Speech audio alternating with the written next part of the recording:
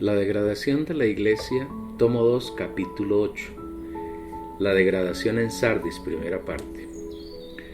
Gracias al Señor seguimos avanzando y recibiendo más revelación acerca de la condición degradada de la Iglesia. Deseamos enfatizar que no es nuestra intención atacar a nadie, ni a hermanos, ni a organizaciones, ni a ministerios, sino simplemente hacer conocer a los santos, al pueblo de Dios, la revelación de su palabra, para que los hijos de Dios puedan ver un poco de lo que Satanás ha hecho en medio del pueblo de Dios y salgan del engaño del enemigo y se vuelvan de todo corazón al Señor y Él los sane. Tampoco pretendemos hacernos conocidos y famosos o fungir de salvadores o mesías, y mucho menos formar entre comillas una iglesia, porque hemos afirmado y una y otra vez que la iglesia es una y única, y que quien la ha establecido y la está edificando es el Señor, y nadie puede presumir de ser llamado por el Señor para edificar lo que Él se ha reservado en su sola potestad. Él es el edificador de su cuerpo y nadie más. Y sobre esta roca edificaré mi iglesia. Mateo 16, 18. Procuramos con este libro y con otros que componen la carga que el Señor nos ha dado, hacer que la luz sea puesta en lo más alto, para que alumbre a todos los que están en casa. Ni se enciende una luz y se pone debajo de un almud, sino sobre el candelero, y alumbra a todos los que están en casa. Mateo 5:15. Estamos convencidos de que en este tiempo, que con seguridad corresponde a la hora 11ª, es decir, a la antesala inmediata a la venida de nuestro Señor Jesús, Él está buscando edificar las primicias. Y cuando haya conformado esos 144,000 de los que habla Apocalipsis 14, versículos 1 al 5, los transfigurará y los llevará vivos a su trono. Desde ese momento en la tierra se producirá la gran tribulación, y al final de ella el Señor vendrá para tomar posesión de los reinos y establecer el reino de los cielos, que es el reino milenario también conocido como las bodas del Cordero. Es por eso que el Señor desea, mediante este libro, llamar la atención del lector para que se vuelva de todo corazón a Él y permita que le muestre sus obras y las haga y las guarde hasta el fin. De esa manera seremos vencedores y tendremos entrada amplia y franca en el reino de Cristo. Llegamos así a la quinta situación de degradación de la iglesia, que está contenida en la carta que el Señor le escribió al ángel de la iglesia en Sardis. Leamos su contenido. Escribe al ángel de la iglesia en Sardis, y que tiene los 7 espíritus de Dios y las 7 estrellas, dice esto: yo conozco tus obras, que tienes nombre de que vives y estás muerto. Sé vigilante y afirma las otras cosas que están para morir, porque no he hallado tus obras perfectas delante de Dios. Acuérdate, pues, de lo que has recibido y oído, y guárdalo, y arrepiéntete. Pues si no velas, vendré sobre ti como ladrón, y no sabrás a qué hora vendré sobre ti. Pero tienes unas pocas personas en Sardis que no han manchado sus vestiduras, y andarán conmigo en vestiduras blancas porque son dignas. El que venciere será vestido de vestiduras blancas, y no borraré su nombre del libro de la vida, y confesaré su nombre delante de mi Padre y delante de sus ángeles. El que tiene oído oiga lo que el Espíritu dice a las iglesias. Apocalipsis 3, versículos 1 al 6. Primero debemos ver que Sardis es una ciudad que durante muchos años fue la capital del reino de Lidia, distinta de Libia contemporánea, que sus ruinas hoy están en Turquía y que fue destruida en 1402. Se afirma en los datos históricos que en Sardis se inventaron las monedas acuñadas que tanto influyen en la economía mundial. En el tiempo en que fue escrita la carta a la iglesia en Sardis, la ciudad correspondía al ámbito geográfico de Asia Menor. Hoy la ciudad está completamente en ruinas y las excavaciones realizadas por arqueólogos norteamericanos a comienzo del siglo pasado han permitido encontrar ruinas de un templo de la diosa Diana, restos de sinagogas judías y de templos cristianos, demostrando con estos últimos la degradación en que se encontraba la iglesia en esa ciudad cuando existió y la falta de visión que desde esa época tenían los hermanos. Consideramos necesario recordar que las 7 cartas que el Señor les escribió a las 7 iglesias en 7 ciudades en Apocalipsis 2 y 3 se muestran 6 etapas de degradación de la iglesia, que abarca desde el primer siglo de la era cristiana hasta los tiempos que vivimos en la primera mitad del siglo XXI. Sardis es una palabra griega que quiere decir el remanente, lo restante o la restauración, y podemos decir que en el mensaje que el Señor quiere dar a la iglesia corresponde a la reforma protestante que se inició desde los siglos XIV con creyentes como John Wycliffe, Jerónimo de Praga y Juan Hus, y que continuó con Martín Lutero y John Calvino, quienes pueden ser considerados los grandes reformadores de la iglesia, especialmente en el siglo XVI de la era cristiana. En cada una de las cartas el Señor muestra algunas facetas de su persona y de su manera de actuar, de acuerdo con la necesidad particular en cada situación de degradación de la iglesia. Al ángel de la iglesia en Sardis el Señor se muestra como el que tiene los 7 espíritus de Dios y las 7 estrellas. ¿A qué se refiere cada una de estas dos afirmaciones? Si miramos a Apocalipsis 4, podemos ser ayudados por el Espíritu para entender a qué se refieren los 7 espíritus. Juan, estando en la isla de Patmos a causa del testimonio de Jesús, Apocalipsis 1:9, cuando llega al capítulo 4 de ese libro afirma: después de esto miré, y aquí una puerta abierta en el cielo, y la primera voz que oí como de trompeta hablando conmigo dijo: subí acá, y yo te mostraré las cosas que han de suceder después de estas. Y al instante yo estaba en el Espíritu, y he aquí un trono establecido en el cielo, y en el trono uno sentado, y delante del trono ardían 7 lámparas de fuego, las cuales son los 7 espíritus de Dios. Apocalipsis 4, versículos 1 y 2 y versículo 5. Después de pasar por muchos sufrimientos y tribulación, Juan es tomado por Dios para revelarle misterios muy profundos que quedaron consignados en la Biblia, misterios de los que hoy necesitamos revelación. Para lograrla debemos seguir los pasos que siguió nuestro hermano. Estando en comunión con el Señor, miró y vio el cielo abierto, y la voz que le venía hablando lo invitó a subir para mostrarle las cosas que sucederían después de haberle mostrado acerca de la degradación de la iglesia. La posibilidad de que el cielo se abriera y que viera las cosas profundas de Dios no es solamente para Juan, sino que debe ser nuestra realidad hoy. Mas hablamos la sabiduría de Dios en misterio, es decir, sabiduría que ha estado encubierta, la cual predestinó Dios antes de los siglos para la gloria nuestra, la cual no ha conocido ninguno de los jefes de este siglo, porque si lo hubiesen conocido no hubieran crucificado al Señor de la gloria. Mas según está escrito, cosas que ojo no vio, ni oído oyó, y que jamás entraron en pensamiento humano, las cosas grandes que ha preparado Dios para los que le aman. Pero a nosotros nos la ha revelado Dios por medio de su Espíritu, porque el Espíritu escudriña todas las cosas, y aún las cosas profundas de Dios. 1 Corintios 2, versículos 7 al 10 de la versión moderna. Cuando uno ve la frase subí acá, inmediatamente piensa que subir es hacia arriba, porque pensamos en nuestra mente que el cielo está arriba. Pero debemos tener en cuenta que aquello que para usted es arriba, para su antípoda, la persona que está en el otro lado de la tierra, en un punto diametralmente opuesto a donde usted está, sería abajo. Entonces subí acá no se trata de ir hacia arriba espacialmente, sino que se refiere a entrar en la esfera del Espíritu. Cuando entramos en esa esfera podemos ver los misterios de Dios y estamos en lo más alto. Por eso Juan declara: y al instante yo estaba en el Espíritu. Para poder tener revelación y ver las cosas santas, necesitamos usar nuestro espíritu humano. A Dios, su persona, sus misterios y su voluntad se pueden conocer solamente mediante nuestro espíritu humano.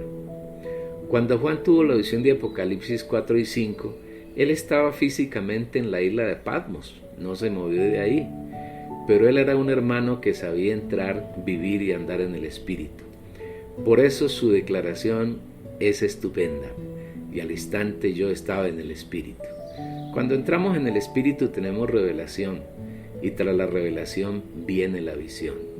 Observe lo que Juan declara inmediatamente: y al instante yo estaba en el Espíritu, y he aquí un trono establecido en el cielo, y en el trono uno sentado. Apocalipsis 4:2. Esta es una visión genuina que viene del Espíritu en nuestro espíritu. Una vez que Juan estuvo en el Espíritu, inmediatamente vio el trono de Dios y a él sentado en su trono. En el cristianismo hay tantas versiones que no pasan de ser imaginaciones de los, entre comillas, videntes, y se dicen tantas cosas que no pasan de ser tonterías de la carne de quienes confiesan verlas. Juan entonces vio el cielo abierto, oyó la voz que lo invitó a subir, entró en su espíritu y vio el trono de Dios y al Señor sentado en él, con su apariencia esplendorosa, la que describe recurriendo a un lenguaje muy elevado y a la vez simbólico. Como queremos llegar al punto de lo que hemos iniciado, que es la declaración que el Señor le hace al ángel de la iglesia en Sardis, cuando afirma que él tiene los 7 espíritus de Dios, encontramos que entre las cosas que Juan ve, delante del trono ardían 7 lámparas de fuego, las cuales son los 7 espíritus de Dios. Apocalipsis 4, versículo 5. Describir las cosas divinas con lenguaje humano es bien difícil, y necesitamos una gran dosis de misericordia del Señor para que sea Él quien nos revele estas palabras que son por demás elevadas, y no sea el enemigo ni nuestra carne quienes participan en la interpretación de las cosas santas. En el Antiguo Testamento Dios tenía solamente naturaleza divina, pero no estaba mezclado con la naturaleza humana. Sin embargo, en el Nuevo Testamento, cuando Jesús fue concebido en el vientre de María, ahora las dos naturalezas, la humana y la divina, se mezclaron, y esa mezcla es perpetua, es decir, ya nunca más puede deshacerse, va hasta la eternidad. Al estar unidas las dos naturalezas, Dios lleva adelante su plan eterno de mezclarse totalmente con el hombre, de unir su naturaleza divina con la naturaleza humana. Y si miramos la simbología de los números, sabemos que 3 se refiere a Dios 3-1 y 4 hace referencia a la creación, cuya criatura más prominente es el hombre. Entonces podemos concluir que los 7 espíritus, de los que se habla exclusivamente en Apocalipsis y en Zacarías, es Dios 3-1 como el Espíritu Santo septuplicado, mezclado con el hombre para consumar su obra eterna, pues en Apocalipsis se describe la consumación de la obra de Dios. Como complemento leamos Apocalipsis 1, 4 y 5. Juan a las 7 iglesias que están en Asia: gracia y paz a vosotros, del que es, y que era, y que ha de venir, y de los 7 espíritus que están delante de su trono, y de Jesucristo el testigo fiel, el primogénito de los muertos, y el soberano de los reyes de la tierra. Aquí la presentación del Dios 3-1 difiere de la forma como es presentado en otras partes de la Biblia, donde tiene el orden de Padre, Hijo y Espíritu, pero aquí se presenta como el Padre, el que es, el que era y el que ha de venir. Después el Espíritu, y de los 7 espíritus que están delante de su trono, y finalmente el Hijo, y de Jesucristo el testigo fiel, el primogénito de los muertos y el soberano de los reyes de la tierra. El Espíritu no es presentado en este pasaje como el Espíritu de Jehová, ni como el Espíritu Santo, ni como el Espíritu de Jesús, ni como el Espíritu de Cristo, ni como el Espíritu de Jesucristo, ni como el Espíritu, sino como los 7 espíritus que están delante de su trono, lo que indica que en la consumación de la obra del Señor, Él se ha intensificado 7 veces. El número 7, insistimos una vez más, se conforma por la suma de 3 y 4, que representa a Dios y al hombre respectivamente, fundidos en uno para llevar adelante la consumación del plan de Dios. Si usted quiere, también puede formar 7 de 1 más 6. 1 se refiere a Dios único y 6 es el hombre porque fue creado en el 6º día. El énfasis que deseamos hacer en esta palabra se refiere a que los 7 espíritus de Dios es Dios mezclado, amalgamado con el hombre, llevando a cabo la consumación de su obra de redención. Por eso, en la visión que Juan tuvo en Apocalipsis 4:5 dice que delante del trono ardían 7 lámparas de fuego, las cuales son los 7 espíritus de Dios. No dice que ardían 7 lámparas o que las lámparas tenían fuego, sino que son 7 lámparas de fuego. Podemos atribuir 2 funciones al fuego. La primera, el fuego produce luz y alumbra para disipar las tinieblas, lo que indica que para llegar al trono de Dios debemos pasar por la luz, pues es Él mismo. Las lámparas son los 7 espíritus de Dios, y ser expuestos por su luz. Si en nosotros hay mancha y arrugas o cosas semejantes, no podremos llegar al trono. Pero si aún esa es nuestra condición, el Señor provee una solución, porque la segunda característica del fuego es la de quemar todas las impurezas y purificarnos. Siempre que estamos en el Espíritu, como estuvo Juan, después de que oyó la voz que lo invitaba a subir, el Espíritu nos alumbra y expone nuestra condición. Y si nos mantenemos en el Espíritu, los 7 Espíritus de Dios nos impelen a arrepentirnos, a confesar nuestras faltas, y somos limpios con la sangre del Señor Jesús y limpios de toda maldad. De esa manera tenemos el camino expedito para estar con Dios en su trono. Este es el mensaje que hemos oído de Él y os anunciamos. Dios es luz y no hay ningunas tinieblas en Él. Si decimos que tenemos comunión con Él y andamos en tinieblas, mentimos y no practicamos la verdad. Pero si andamos en luz como Él está en luz, tenemos comunión unos con otros, y la sangre de Jesucristo su Hijo nos limpia de todo pecado. Primera de Juan capítulo 1, versículos 5 al 7. El capítulo 5 de Apocalipsis, que es continuación del capítulo 4, nos muestra más de los 7 espíritus de Dios en el versículo 6. Y miré, y vi en medio del trono y de los 4 seres vivientes, y en medio de los ancianos, estaba en pie un cordero como inmolado, que tenía 7 cuernos y 7 ojos, los cuales son los 7 espíritus de Dios enviados por toda la tierra. Aquí el Cordero, el Hijo, es presentado por Juan como el que tiene 7 cuernos y 7 ojos, que son los 7 espíritus de Dios, pero ahora son enviados por toda la tierra. Cuando el Señor Jesús ascendió y se sentó en el trono de la majestad en las alturas, Él no se sentó para descansar, sino que desde su trono está completando su obra en la tierra. Por eso dice que los 7 cuernos y los 7 ojos son los 7 espíritus de Dios enviados por toda la tierra. Los cuernos son símbolos de fuerza y poder para la lucha. Hoy el Espíritu de Dios está septuplicado en intensidad para luchar y derrotar a Satanás y sus ángeles caídos y sus demonios. A lo largo de los siglos, Satanás se ha apoderado del mundo y de las personas, y ha hecho una obra de degradación y destrucción que requiere mucho poder para derrotarla. El Señor ha intensificado su poder 7 veces, y en nosotros, sus hijos, está derrotando al poder y la fuerza del maligno. Y un día vendrá con nosotros para tomar posesión de los reinos del mundo y reinar sobre la tierra. El 7º ángel tocó la trompeta y hubo grandes voces en el cielo que decían: los reinos del mundo han venido a ser de nuestro Señor y de su Cristo, y Él reinará por los siglos de los siglos. Apocalipsis 11:15. De esta manera será completamente destruido Satanás y su reino. Igualmente Jehová envió al Cordero inmolado que tenía 7 ojos, a los que se refiere también como los 7 espíritus de Dios que son enviados por toda la tierra.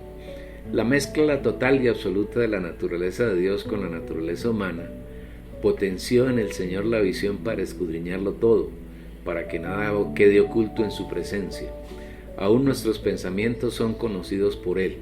De esta manera se presenta al ángel de la iglesia en Sardis, el que tiene los 7 espíritus de Dios. En resumen, debido a que el Señor es los 7 espíritus de Dios enviados por toda la tierra, las 7 lámparas que están delante del trono, los 7 cuernos y los 7 ojos, nos está indicando que Él es todo suficiente para llevar a cabo su obra, de derrotar completamente al enemigo, de purificarnos de nuestras conductas inapropiadas y hacer de nosotros hijos que tengan su estatura, que sean el hombre de plena madurez, que le den frutos para su disfrute, que lleguen a la unidad de la fe y que lo conocen plenamente. Además se presenta el Señor al ángel de la iglesia en Sardis como el que tiene las 7 estrellas, mientras que al ángel de la iglesia en Éfeso le dice que Él es el que tiene las 7 estrellas en su diestra. Aquellos hijos de Dios que en medio de la degradación de la iglesia nos mantenemos fieles y firmes al Señor, que no miramos las circunstancias ni escuchamos a Satanás y su engaño, el Señor nos mantiene en su diestra, y la diestra es señal de poder. Además, somos los que brillamos como luminares en medio del mundo que es perverso y malo. El Señor nos está diciendo que no temamos la oposición, la calumnia, el desprecio, el hecho de que seamos una manada pequeña. Igualmente nos alienta a que nos mantengamos firmes ante el oprobio, ante el rechazo y la incomprensión de los mismos hermanos, porque Él nos tiene en su diestra, nos está sosteniendo con su poder. Él está en su trono por encima de reyes, de gobiernos, de príncipes, de ejércitos y todos aquellos que tienen poder. Y nada puede sacarnos de su protección y nada puede ocurrirnos distinto de su deseo. Confiemos plenamente en Él y sigamos adelante siendo uno con Él en su obra de encontrar y formar las primicias para venir a la tierra y tomar plena posesión de ella. Mis ovejas oyen mi voz, y yo las conozco y me siguen, y yo les doy vida eterna, y no perecerán jamás, ni nadie las arrebatará de mi mano. Mi Padre que me las dio es mayor que todos, y nadie las puede arrebatar de la mano de mi Padre. Juan capítulo 10 versículos 27 al 19. Seamos sus ovejas que oyen su voz, porque lo conocemos, que lo siguen por donde quiera que va, y tengamos la seguridad de que no pereceremos jamás. Disfrutemos hoy la vida eterna que Él nos suministra, y tengamos la certeza de que nunca seremos quitados de su mano. Una vez que el Señor se ha presentado al ángel de la iglesia en Sardis, comienza a mostrarle los distintos puntos en que la iglesia se ha degradado en esa etapa. Yo conozco tus obras, que tienes nombre de que vives y estás muerto. Apocalipsis 3:1. La degradación de Sardis, la muerte. La degradación en Sardis no es menos profunda que en Tiatira, y aquí hay un problema muy grave y serio, la muerte. Dios no tiene ni puede tener en su esencia nada de muerte, porque Él es vida. Él es la vida eterna, y la iglesia en Sardis está llena de muerte. Tiene nombres de vida, apariencia de vida, pero su contenido es muerte. La muerte es lo más inmundo que hay en el universo. En el Antiguo Testamento, ni el pueblo de Dios ni quienes servían a Dios debían tener contacto con la muerte. Y cuando se contaminaban con algún cadáver, bien fuera animal o humano, existía un estricto rito de purificación. Veamos. El que tocare cadáver de cualquier persona será inmundo 7 días. Al tercer día se purificará con aquella agua, y al séptimo día será limpio. Y si al tercer día no se purificare, no será limpio al séptimo día. Todo aquel que tocare cadáver de cualquier persona y no se purificare, el tabernáculo de Jehová contaminó, y aquella persona será cortada de Israel. Por cuanto el agua de la purificación no fue rociada sobre él, inmundo será y su inmundicia será sobre él. Números capítulo 19 versículos 11 al 13. Cuando una persona pecaba, era inmunda hasta la tarde, y era limpio mediante el rito correspondiente, pero una persona que tocaba el cadáver de otra era inmunda durante 7 días. Esto quiere decir que para el Señor el pecado es inmundo y irreprochable, pero la muerte es mucho más inmunda y más reprochable. La iglesia en Sardis a los ojos del Señor está llena de muerte. Eso dice la Biblia. El israelita que se había contaminado con la muerte debía purificarse al tercer día, y a pesar de purificarse seguía siendo inmundo durante 4 días más, y era limpio solamente después del séptimo día.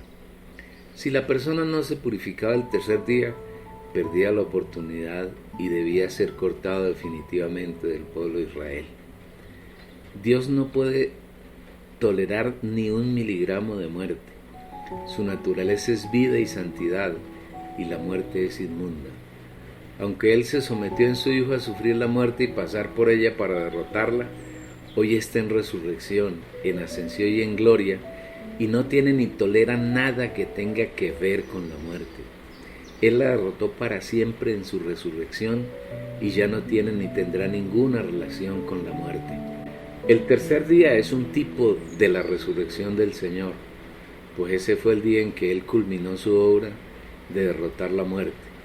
Esta obra de resurrección hoy está en los 7 espíritus, el espíritu que mora en nuestro espíritu humano, y en la medida que lo disfrutamos, derrotamos la muerte en nosotros.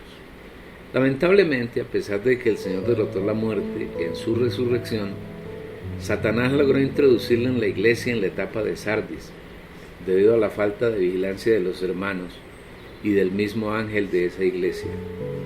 La iglesia evangélica contemporánea alrededor del mundo está dividida en miles de facciones, y eso en sí es una manifestación de muerte.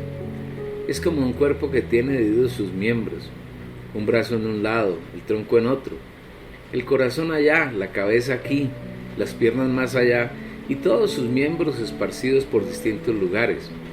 Ya no se puede hablar de un cuerpo, sino de un cadáver. Esa es la iglesia evangélica contemporánea. Para añadir más abominación, Satanás se ha jugado un as, haciendo que los hermanos le pongan distintos nombres a cada una de las, entre comillas, iglesias. Y esos nombres aparentan ser nombres de vida. No queremos mencionar ninguno para no ofender a nadie y para no constituir este libro en un ataque contra nadie. El lector puede mirar en su entorno y ver los distintos nombres con los que se denominan las iglesias evangélicas y los grupos libres. Por favor, entendamos que todos ellos son expresiones de muerte. No hay en la Biblia, la palabra de Dios, un solo nombre para la iglesia. Ponerle nombre a la iglesia es llenarla de muerte, es dividirla y distinguirla de, entre comillas, otras iglesias. Es considerarse peculiar y distinto de los demás santos, y es una forma de fornicación y adulterio espirituales heredados de Jezabel en el catolicismo romano. No importa cuántos argumentos tenga usted para denominar, entre comillas, las iglesias con nombres particulares. Ellos son una demostración y manifestación de que la muerte invadió sus predios. Sardis tiene nombre de que vive, pero lamentablemente está muerta. Cuando Martín Lutero clavó en las puertas de la iglesia del Palacio de Wittenberg sus 95 tesis en contra de las mentiras del Papa, y la Iglesia Católica Romana y los posteriores aportes de distintos reformadores, tales como Juan Calvino, Ulrico Zwinglio, Martín Bucer, Guillermo Farel, Teodor de Beza, Juan Nos, Caterina Bombora y Guillermo Tyndall, entre otros, se dio algo de restauración de la iglesia, pero muy pronto se llenó de muerte y hoy está saturada de muerte. Eso es lo que el Señor le dice al ángel de la iglesia en Sardis cuando afirma: yo conozco tus obras, que tienes nombre de que vives y estás muerto. Apocalipsis 3:1. Apreciado lector oyente, abra bien los ojos y ponga atención a lo que le dice el Señor. No lo dice este libro solamente, sino el Señor. Él dice que todas las obras de Sardis son obras de muerte, que a pesar de tener nombres de vida, su contenido es muerte. ¿Cuál es la razón para que Satanás llenara de muerte la iglesia en la etapa de Sardis? La falta de vigilancia de los santos. Sé vigilante, Apocalipsis 3:2. Al igual que ocurrió en Éfeso, a la iglesia llegaron falsos apóstoles, falsos profetas, falsos maestros. La diferencia es que en Éfeso los hermanos los descubrieron y los hallaron mentirosos y los echaron de su medio. Pero en Sardis no hubo quien vigilara y la iglesia se llenó de estos falsos apóstoles, falsos profetas, falsos maestros y falsos pastores, introductores de muerte. Todos ellos son ministros de Satanás, vestidos como ángel de luz, porque estos son falsos apóstoles, obreros fraudulentos, que se transfiguran para hacerse pasar por apóstoles de Cristo. Y no es de maravillarse, porque el mismo Satanás se transfigura en ángel de luz. Así que no es gran cosa si también sus ministros se transfiguran para hacerse pasar por ministros de justicia, cuyo fin será conforme a sus obras. Segunda a los Corintios capítulo 11, versículos 13 al 15. Después del siglo XVI en la iglesia protestante se levantaron pastores, líderes, reverendos, apóstoles, profetas, maestros, entre otros títulos, y se autoproclamaron como tales, y lo único que hicieron fue llenar la iglesia de muerte. Todas las obras que el Señor conoce en Sardis están llenas de muerte. Tienes nombre de que vives y estás muerto.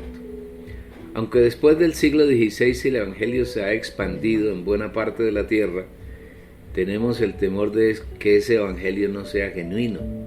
No es el Evangelio que el Espíritu una vez anunció por medio de Pablo, Pedro, Juan y otros hermanos, y del que Pablo mismo dijo que ni un ángel del cielo, ni siquiera él mismo podía cambiar. Estoy maravillado de que tan pronto os hayáis alejado del que os llamó por la gracia de Cristo para seguir un evangelio diferente. No que haya otro, sino que hay algunos que os perturban y quieren pervertir el evangelio de Cristo. Mas si aún nosotros o un ángel del cielo os anunciare otro evangelio diferente del que os hemos anunciado, sea anatema. Como antes hemos dicho, también ahora lo repito: si alguno os predica diferente evangelio del que habéis recibido, sea anatema. Pues busco ahora el favor de los hombres o el de Dios, o trato de agradar a los hombres. Pues si todavía agradara a los hombres, no sería siervo de Cristo. Gálatas capítulo 1, versículos 6 al 10. Lo que le ocurrió a los Gálatas le ocurre a la iglesia contemporánea.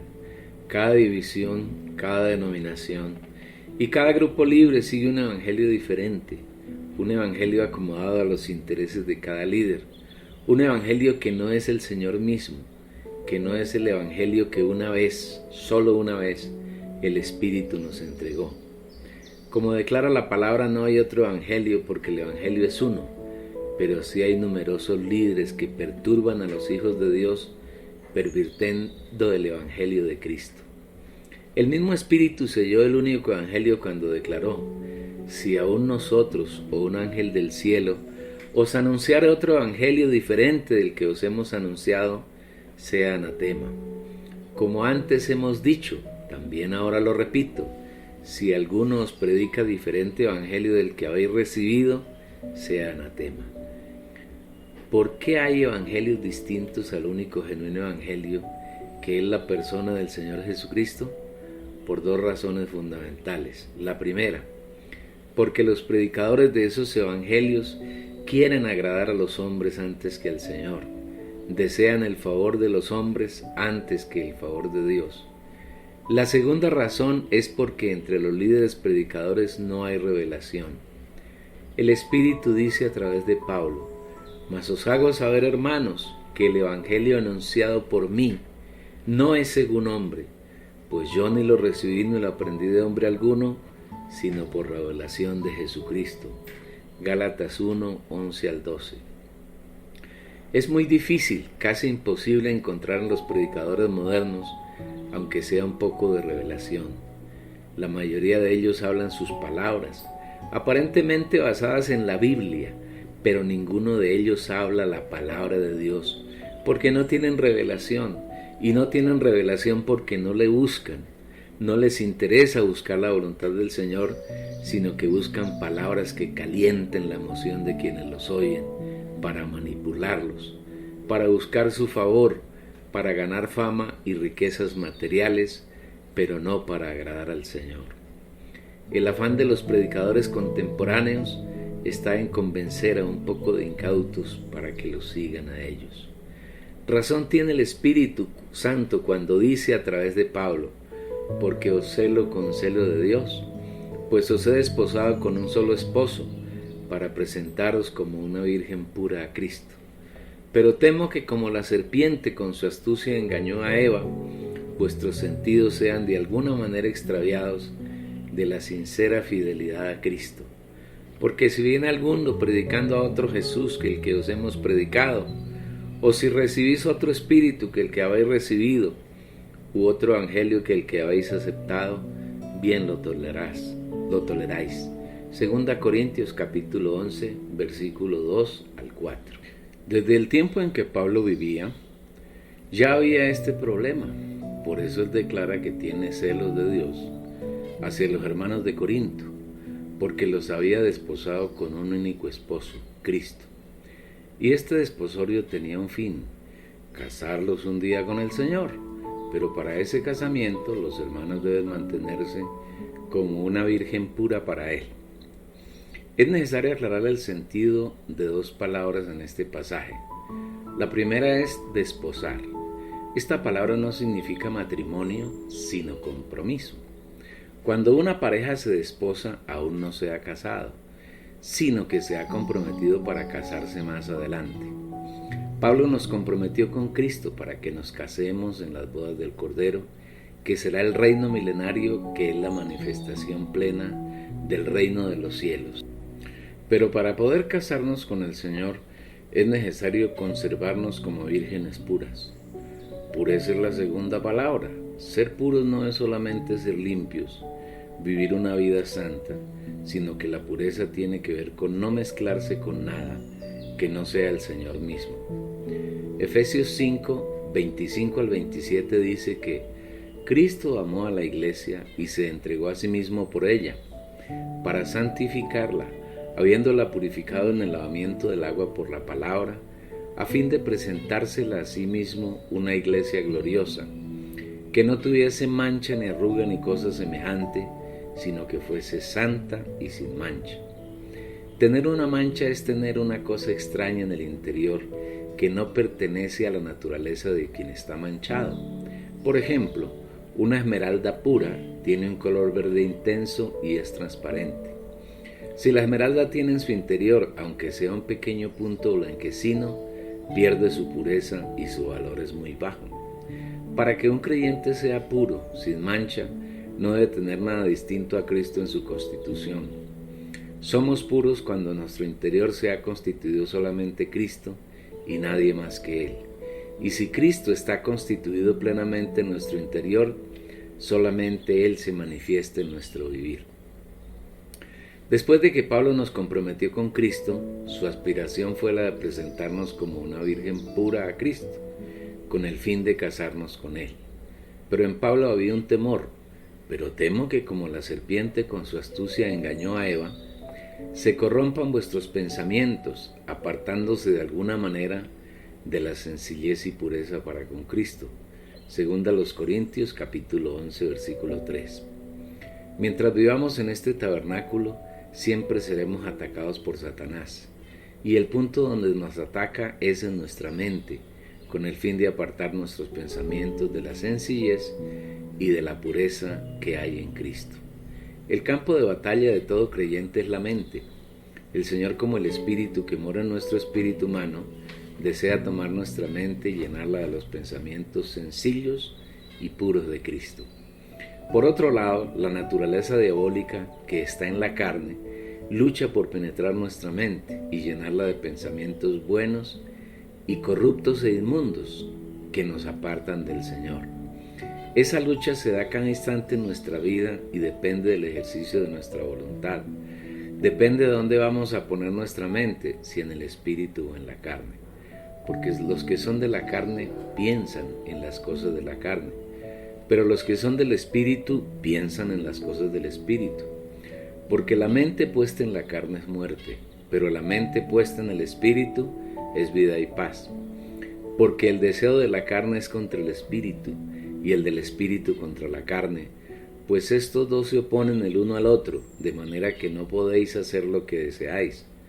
Romanos 8, versículos 5 y 6, y Gálatas capítulo 5, versículo 17. El versículo de Gálatas 5, 17, tomado de la versión de la Biblia de las Américas, es muy esclarecedor. La carne y el espíritu están en una lucha permanente, de tal manera que, como creyentes, no podemos hacer lo que queremos. O estamos en el espíritu, o nuestro vivir está lleno de vida, o pensamos en las cosas de la carne y estamos llenos de muerte. Pablo nos recuerda que Satanás es muy astuto y que con su astucia engañó a Eva en el huerto de Edén y logró apartarla, junto con Adán, de la fidelidad para con Dios, y él teme que a nosotros nos ocurra lo mismo. ¿Y cómo nos aparta Satanás de la sencillez y fidelidad para con Cristo? Porque si alguien viene y predica a otro Jesús, a quien no hemos predicado, o recibís un espíritu diferente que no habéis recibido, o aceptáis un evangelio distinto que no habéis aceptado, bien lo toleráis. 2 Corintios 11, versículo 4. Esa es la respuesta sencilla del Espíritu. Lamentablemente los predicadores contemporáneos presentan a un Jesús que el Espíritu no presentó originalmente. Igualmente dan a otros un espíritu diferente al que dio inicialmente el Señor. De la misma manera, el evangelio predicado por ellos es distinto al que el Espíritu predicó a través de Pablo y de los demás hermanos que completaron la Biblia.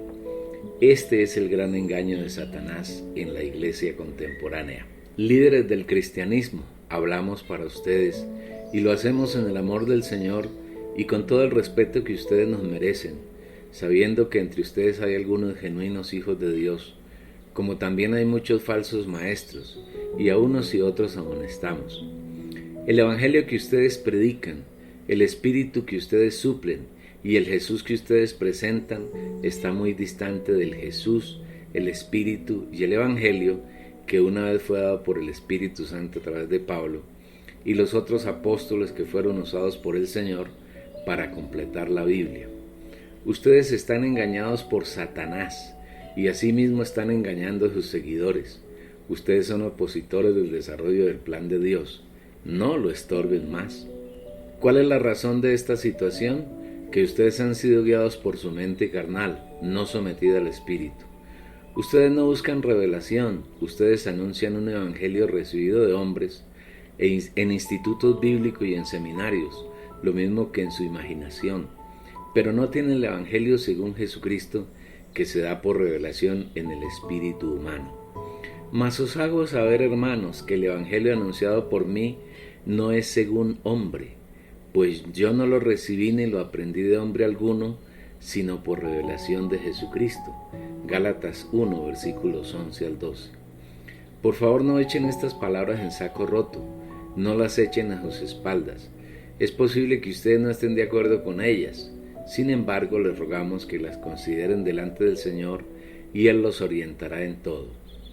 En resumen, el Señor llama nuestra atención para que miremos en nuestro espíritu si el evangelio que predicamos y se nos predica es genuino, si el Jesús que se nos presenta es el auténtico Jesús que es Dios mismo o es uno diferente, y si se nos da el espíritu que el Señor quiere que recibamos o se nos está inoculando un espíritu diferente al original de las Escrituras.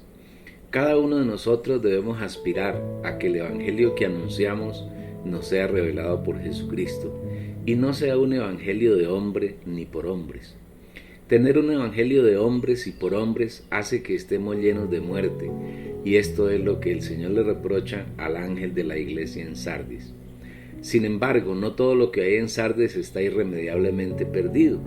El Señor le dice más al ángel de esa iglesia: sé vigilante y afirma las cosas que quedan, las que están a punto de morir, porque no he hallado que tus obras hayan sido acabadas delante de mi Dios.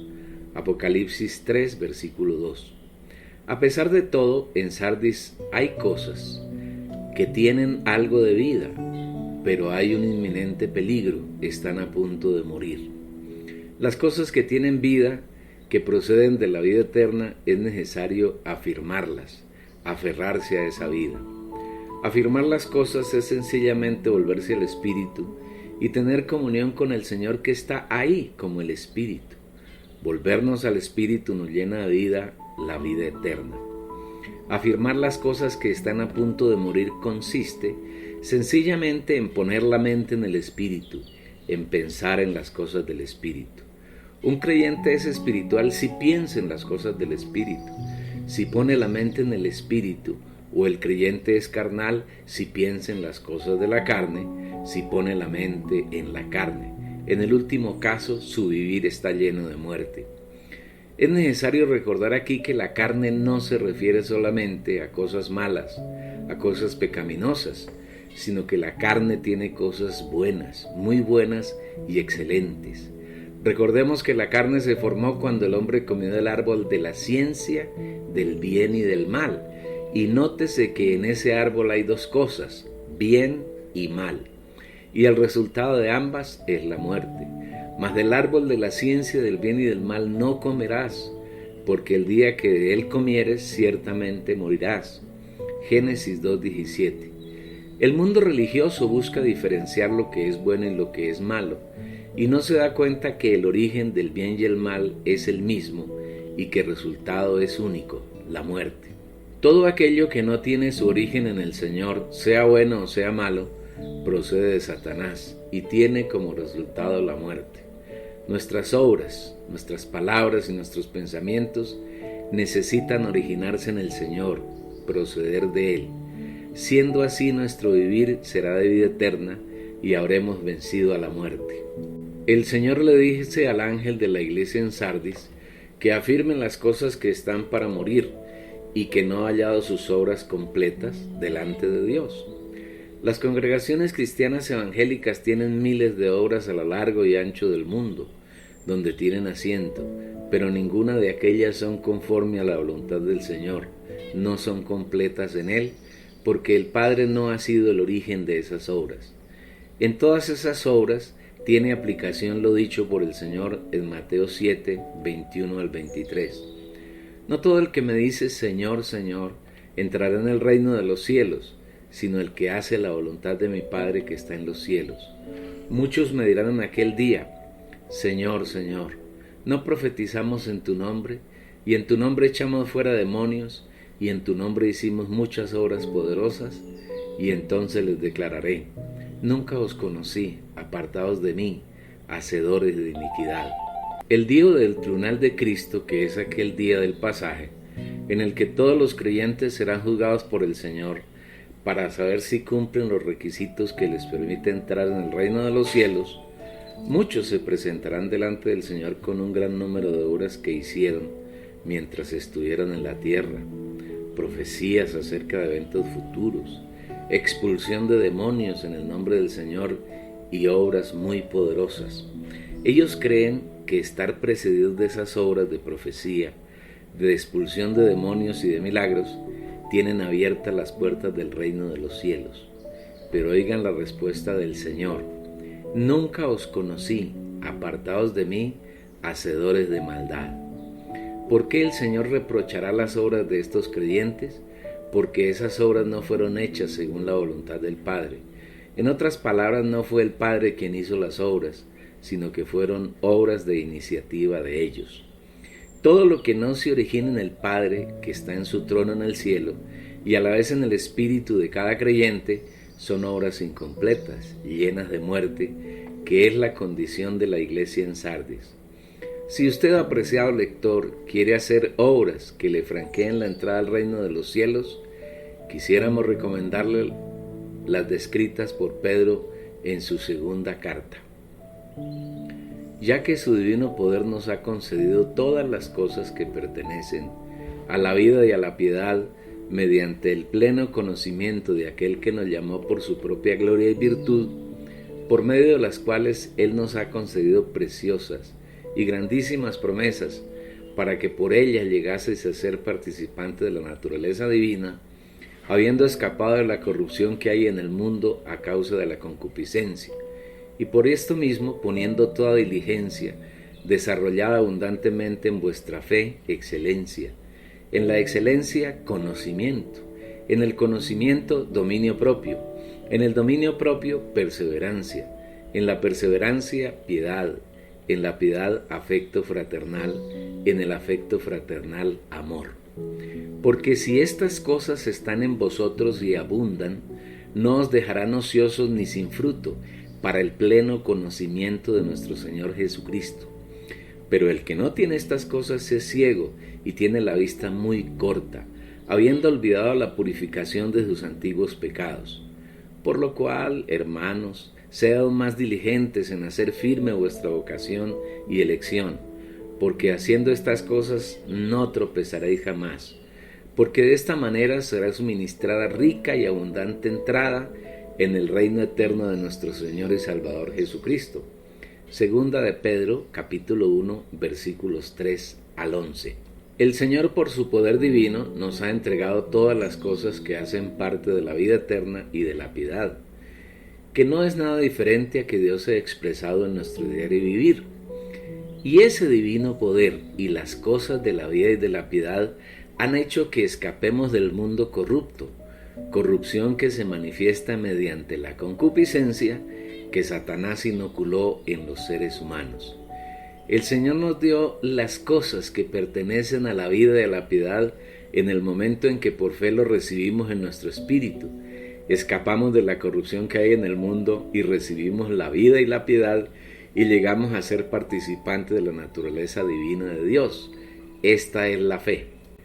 Pero debemos tener claridad que nuestra vida de creyentes es una vida dinámica, no se estanca, no se detiene, sino que normalmente debe crecer cada día, así como crece un niño después de que ha nacido. Es por eso que el Espíritu usa una frase bien sencilla: por esto mismo, poniendo toda diligencia, añadid. Por fe nosotros recibimos todo lo que Dios es, todo lo que Él tiene y todo lo que Él ha hecho en el proceso de redención. Pero ahora debemos ser diligentes y además de ser diligentes, debemos poner toda diligencia para que a nuestra fe sean añadidas 7 virtudes que nos llevarán a la plena madurez y a tener una amplia entrada en el reino de los cielos, que es el reino de nuestro Señor Jesucristo. Consideremos brevemente estas virtudes. Primero, excelencia. Fe es creer y creer es recibir. Por fe recibimos todo lo que Dios es, tiene y ha logrado, y lo hacemos nuestro disfrute diario. Cada día ponemos toda diligencia para que todas esas riquezas que hemos recibido y están en nuestro espíritu lleguen a nuestra alma y manifiesten a nuestro Señor en nuestros pensamientos, palabras y hechos. En la medida en que somos diligentes en entrar en nuestro espíritu humano, donde está el trono de la gracia, a nuestra fe le es añadido un vivir de excelencia, un vivir que agrada al Señor en todo, un vivir que da frutos para su satisfacción y deleite, para que andéis como es digno del Señor, agradándole en todo, llevando fruto en toda buena obra y creciendo por el pleno conocimiento de Dios. Colosenses capítulo 1, versículo 10. Nuestro andar debe ser un andar digno de los hijos de Dios. Nosotros no pertenecemos a una familia común, sino que hacemos parte de la familia más elevada que hay en el universo, la familia de Dios. Por eso, en toda nuestra manera de vivir, debemos tener un testimonio que agrade al Señor. Nuestras palabras, nuestros pensamientos, nuestros deseos, nuestras obras deben ser de su completo agrado y deleite. De esa manera andaremos como es digno del Señor. Nuestras obras deben ser frutos agradables y deleitosos para el Señor. Y en cada situación de nuestro vivir debemos conocer al Señor en nuestro espíritu y crecer en Él. El Espíritu nos anima aún más a que miremos atentamente cómo andéis, no como necios, sino como sabios, redimiendo bien el tiempo porque los días son malos. Por tanto, no seáis insensatos, sino entended cuál es la voluntad del Señor. Efesios capítulo 5, versículos 15 al 17. Segundo, conocimiento. Junto con un vivir excelente, debemos añadir a nuestra fe conocimiento. ¿Conocimiento de qué o de quién? Naturalmente del Señor Jesús. Pero ese conocimiento no es un conocimiento mental que se da en nuestra alma, sino un conocimiento espiritual que se da en nuestro espíritu humano mediante revelación. Por lo cual también nosotros, desde el día que lo oímos, no cesamos de orar por vosotros y de pedir que seáis llenos del pleno conocimiento de su voluntad en toda sabiduría e inteligencia espiritual, para que el Dios de nuestro Señor Jesucristo, el Padre de gloria, os dé espíritu de sabiduría y de revelación en el conocimiento de Él. Colosenses 1, versículo 9 y Efesios capítulo 1, versículo 17. El pleno conocimiento de Dios se da en el espíritu humano y mediante revelación. Y nadie conoce al Hijo sino el Padre. Y nadie conoce al Padre sino el Hijo y aquel a quien el Hijo lo quiera revelar. Mateo 11, versículo 27. La palabra es contundente. Podemos conocer al Padre y al Hijo solamente mediante revelación que nos da el Espíritu en nuestro espíritu. Debemos ser diligentes en añadir a nuestra alma cada día más conocimiento espiritual de Dios desde nuestro espíritu humano, y en la medida en que ese conocimiento real en nosotros, vamos creciendo en el Señor. La salvación completa se da cuando nuestra alma, que tiene mente, voluntad y emoción, esté completamente saturada de todas las riquezas de Dios que están en nuestro espíritu. Están ahí desde el momento en que recibimos al Señor creyendo en su nombre. Para saturar nuestra alma debemos poner toda diligencia y debemos añadirle el conocimiento que se da mediante revelación en el espíritu humano. Tercero, dominio propio. El dominio propio es sinónimo de templanza. Uno de los mayores problemas y dificultades que tiene el Señor para transformarnos y conformarnos es nuestro carácter. Nuestro carácter viejo y natural es bien complicado. Nuestro corazón no transformado es complejo y muy problemático, pero en la medida que disfrutamos al Señor, nuestro corazón se va volviendo más sencillo y simple. Nuestro carácter es apacible. Nuestro carácter debe ser transformado hasta que llegue a ser el mismo carácter del Señor Jesús.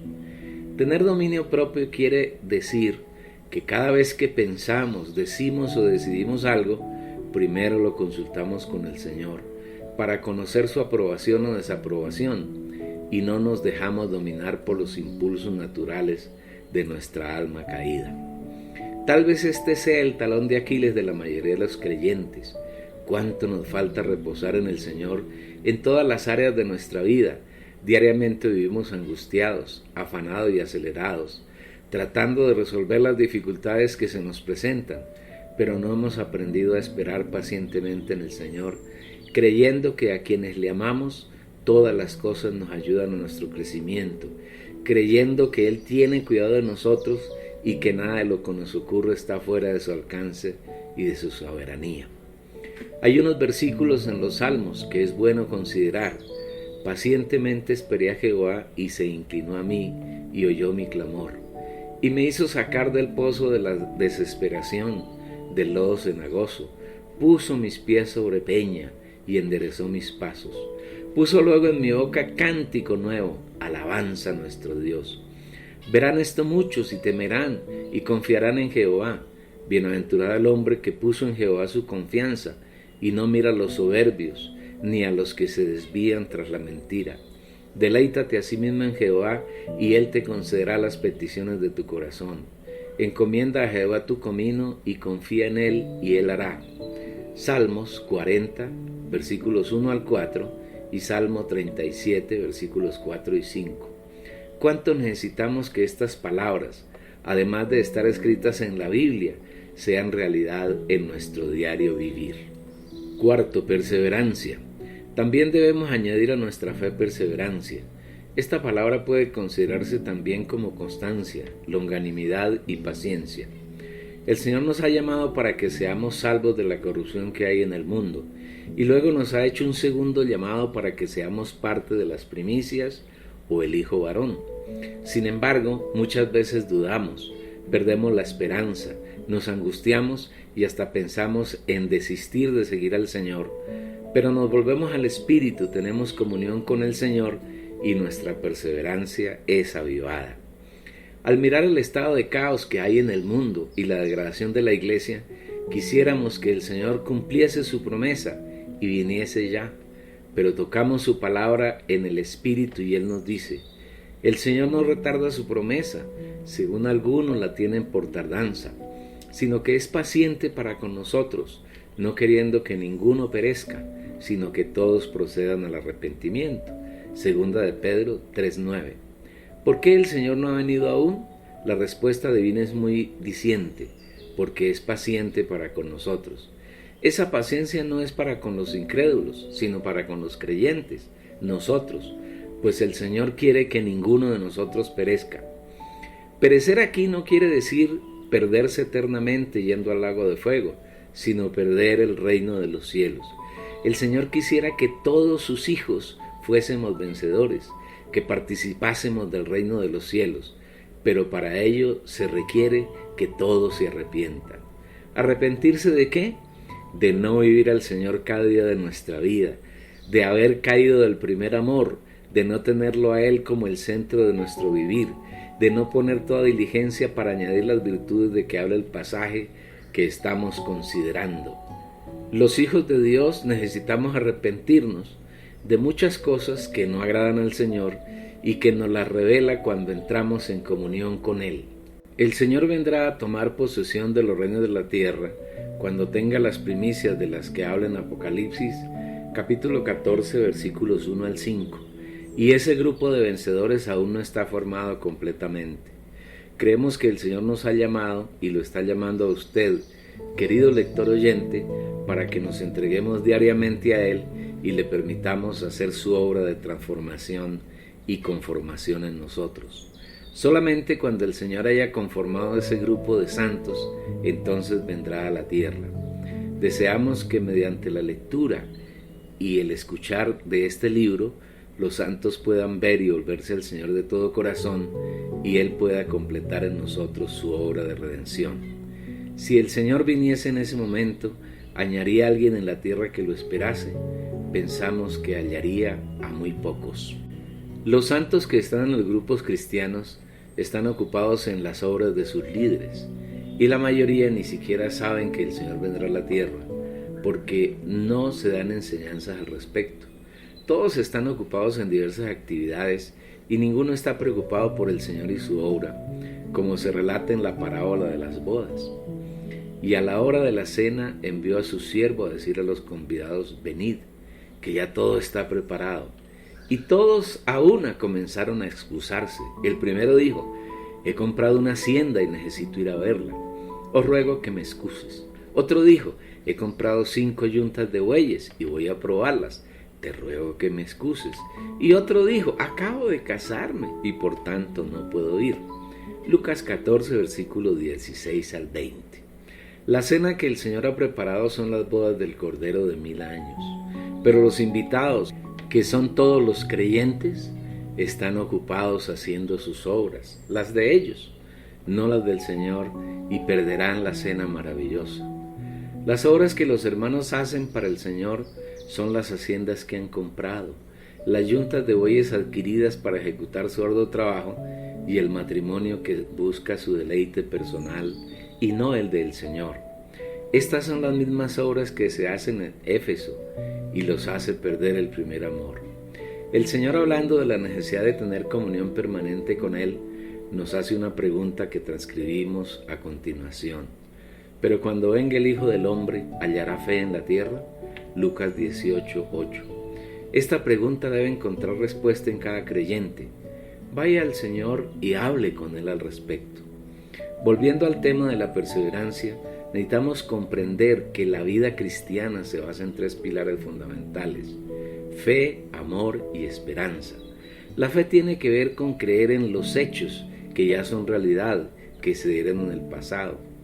El amor es la naturaleza de Dios, su vida expresada y vivida en nosotros diariamente. La esperanza es la venida de nuestro Señor Jesucristo. Acordándonos sin cesar delante del Dios y Padre nuestro, de vuestra obra de fe, de vuestro trabajo de amor y de vuestra perseverancia en la esperanza en nuestro Señor Jesucristo. Primera Tesalonicenses, capítulo 1, versículo 3. Cada día de nuestra vida necesitamos añadir a nuestra vida perseverancia, constancia en creer y esperar la venida de nuestro Señor para que entremos en la plenitud de su gozo. Quinto, piedad. Para entender un poco el significado de esta palabra, debemos remitirnos a lo que dice el Espíritu en 1 Timoteo 3:16. E indiscutiblemente grande es el misterio de la piedad. Dios fue manifestado en carne, justificado en el Espíritu, visto de los ángeles, predicado entre las naciones, creído en el mundo, llevado arriba en gloria. En primer lugar, la piedad es un misterio, y los misterios necesitan ser revelados, y la revelación se da solamente en el espíritu humano. y para alcanzarlo necesitamos tener comunión íntima con el Señor. En este versículo se nos dice que el misterio de la piedad tiene 6 aspectos o pasos. El primero, que Dios fue manifestado en carne, en otras palabras, y el Verbo se hizo carne y fijó tabernáculo entre nosotros, y contemplamos su gloria, gloria como del unigénito del Padre, lleno de gracia y de realidad. Juan 1:14. El segundo, que como hombre Jesús fue justificado en el Espíritu, es decir, mediante su obra redentora, el hombre fue justificado delante de Dios por su Espíritu. El tercero, que esta obra no fue realizada para ni por los ángeles, pero ellos sí fueron testigos del desarrollo de la piedad. El cuarto, que el Señor como Dios, como hombre y como Redentor, fue y está siendo predicado entre las naciones.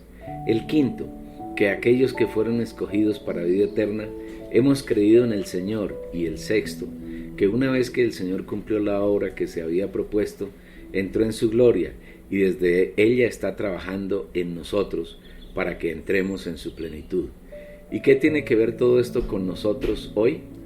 Una de las palabras que se traduce en la Biblia como piedad es la palabra griega eusebeia, y no tiene en español una palabra adecuada que dé el sentido completo de la palabra griega. Algunos maestros de la Biblia han dicho que esa palabra significa ser parecido con Dios. En la medida que crecemos nos vamos pareciendo más al Señor Jesús, hasta que alcanzamos su estatura y llegamos a ser iguales a Él en vida y en naturaleza.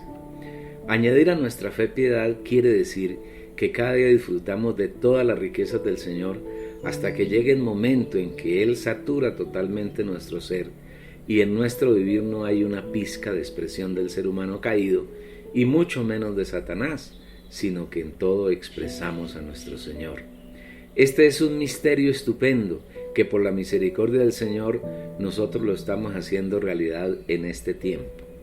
Sexto, afecto fraternal. La palabra griega traducida como afecto fraternal es Filadelfia, que está compuesta de 2 vocablos, fileo, que quiere decir afecto, por, y adelfos, que quiere decir hermanos.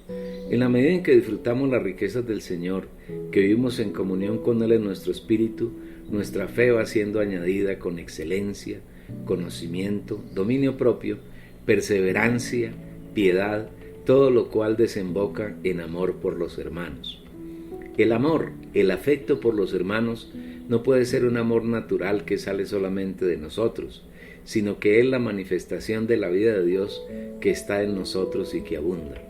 En la medida que disfrutamos todo lo que el Señor es, Él se manifiesta como afecto, amor por los santos, los hijos de Dios. Amados, amémonos unos a otros, porque el amor es de Dios. Todo aquel que ama es nacido de Dios y conoce a Dios. El que no ama no ha conocido a Dios, porque Dios es amor. Primera de Juan 4, versículos 7 y 8. El amor por los hermanos fluye espontáneamente en la medida en que disfrutamos al Señor y todas las riquezas que Él nos ha dado como herencia. Todo aquel que ama al que engendró, ama también al que ha sido engendrado por Él. Primera Juan 5, versículo 1. Séptimo, amor. La séptima virtud que debemos añadir a nuestra fe es el amor, y ese amor es traducido de la palabra griega ágape y agapao, que hace referencia a la naturaleza de Dios. Dios es amor. Dios es amor y el que permanece en amor permanece en Dios y Dios en él. Primera Juan 4:16. Todos los creyentes debemos llegar a la meta que el Señor nos ha puesto y que consiste en que expresemos el amor de Dios a través de nosotros. Ser vencedores, reinar con el Señor y entrar en la Nueva Jerusalén consiste en estar saturados de la persona y las riquezas de Dios hasta el punto de que en nuestro vivir no hay ninguna expresión distinta al Señor. Todo lo que hacemos, todo lo que hablamos y todo lo que pensamos tiene que llegar a ser el Señor mismo. Si hemos de ser vencedores, si hemos de reinar con el Señor en el reino de los cielos, que es el reino de 1000 años, debemos poner toda diligencia para añadir a nuestra fe las 7 virtudes de las que habla el Espíritu a través de Pedro, hasta que lleguemos a la última, el amor, ágape, que consiste en que Dios ha saturado totalmente nuestro ser, es decir, nuestra alma está totalmente llena del Señor y en ella no hay ni siquiera una pequeña grieta por donde se pueda manifestar el hombre viejo ni el hombre natural, que es la naturaleza satánica expresada mediante el hombre, sino que todo nuestro vivir es el nuevo hombre, que es la persona del Señor Jesucristo, mezclada con la naturaleza humana regenerada.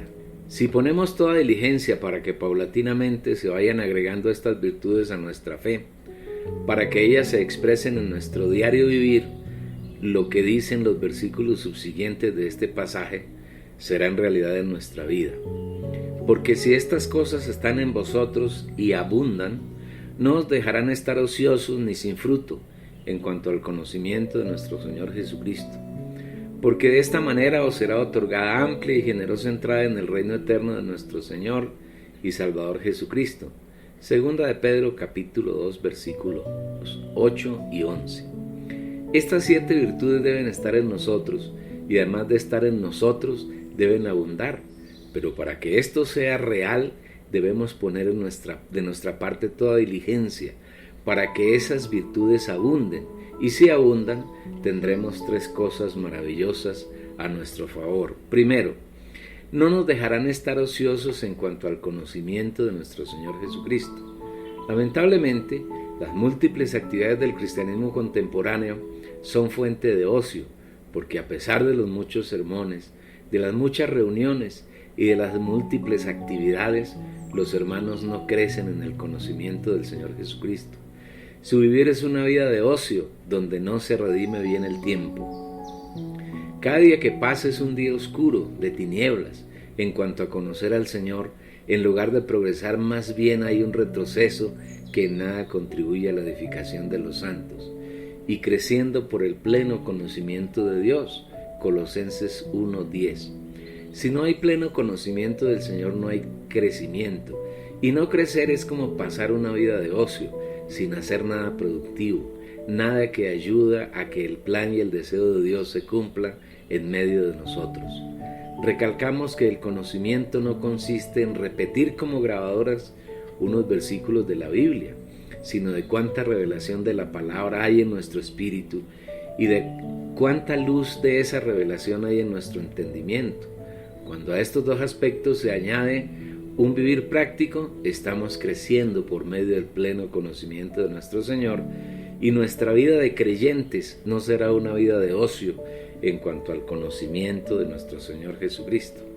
Segundo, tendremos una vida llena de frutos.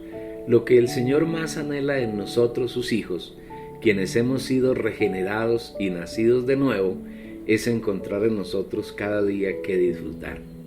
Infortunadamente, el cristianismo contemporáneo es como una higuera llena de hojas, de apariencia, y cuando el Señor viene a ella no encuentra nada que satisfaga sus necesidades.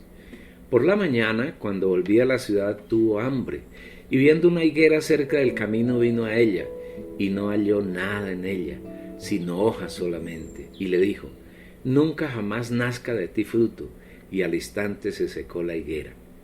Los cristianos de hoy piensan que darle frutos al Señor es hacer obras de su propia iniciativa y traerlas delante de Él.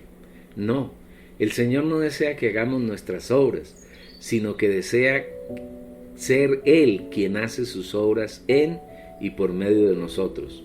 Solo esto lo satisface. Cuando nos disponemos para que trabaje en nosotros, el resultado de su trabajo son frutos que le satisfacen. No tener en nuestro vivir frutos adecuados para el Señor acarrea en nosotros su maldición, pero podemos lograr frutos poniendo toda diligencia para añadir a nuestra fe un vivir de excelencia, de pleno conocimiento del Señor, de dominio propio, de perseverancia, de piedad, de afecto fraternal y de amor. Haciendo así abundarán los frutos para que el Señor y nosotros vivamos una vida de mutua complacencia. Tercero, tendremos amplia y generosa entrada en el reino de los cielos. El reino de nuestro Señor Jesucristo es equivalente al reino de los cielos, al cual podemos entrar cuando el Señor venga. Si alcanzamos ese galardón, reinaremos con Él durante 1000 años, disfrutando de todas sus riquezas y viviendo con Él una vida de gozo indescriptible. Es bien notorio el contraste entre las obras que algunos hijos de Dios le presentarán en aquel día, es decir, el día del tribunal de Cristo. profecía, expulsión de demonios y obras de gran envergadura. También es muy significativa la respuesta del Señor: nunca os conocí, apartados de mí, hacedores de maldad, Mateo 7:23. En cambio, las obras que Él hace en nosotros, en la medida que se lo permitimos, son fe, excelencia, conocimiento, dominio propio, perseverancia, piedad, amor a los hermanos y la expresión de Él en amor. Las obras que hacen los hijos de Dios de su propia iniciativa harán que el reino de los cielos sea cerrado para aquellos que las presentan delante del Señor, mientras que las obras que hace el Señor en los creyentes otorgarán una amplia y generosa entrada en ese reino. Usted, apreciado lector oyente, tiene la palabra, y usted es quien decide cuál de esos dos caminos ha de tomar. Aquí termina el capítulo 8 de la degradación de la iglesia. No se pierda el siguiente, el número 9. Continuamos con la degradación en Sardis. Y por favor suscríbase, queremos compartir tantas riquezas que tenemos para compartir con usted del Señor. Suscríbase y dale un like de me gusta. Gracias.